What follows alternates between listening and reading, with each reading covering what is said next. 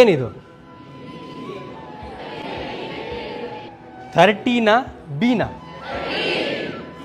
13 ಆಮೇಲೆ IM ಆಮೇಲೆ 13 ಆಯಿತು B ಆಯಿತು M ಆಯಿತು I ಆಯಿತು ಇನ್ನೇನು W. ಓಕೆ ವೆಯ್ಟ್ ಇವಾಗ ಹೇಳಿ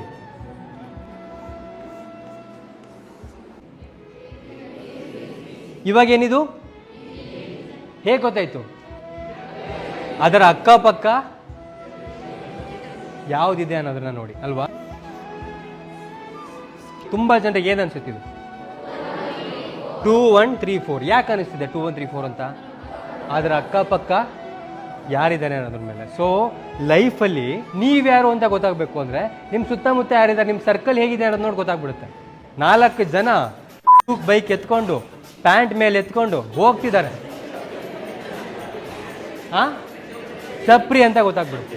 ಅವರ ಮಧ್ಯೆ ಒಬ್ಬ ವ್ಯಕ್ತಿ ಸೂಟ್ ಬೂಟ್ ಹಾಕೊಂಡು ನಿಂತಿರ್ತಾನೆ, ಅವ್ರ ಜೊತೆನೇ ಇರ್ತಾನೆ ಅವನು. ಅವಾಗ ಸೊ ಲೈಫಲ್ಲಿ ನೀವು ಏನಾಗಿದ್ದೀರಾ, ನೀವು ಏನು ಅಂತ ಅರ್ಥ ಆಗಬೇಕು ಅಂದರೆ ನಿಮಗಿಂತ ಹೆಚ್ಚಾಗಿ ನಿಮ್ಮ ಸರೌಂಡಿಂಗ್ ಏನಿದೆ ಅಲ್ಲ ಅದ್ರ ಮೇಲೆ ಗೊತ್ತಾಗ್ಬಿಡುತ್ತೆ.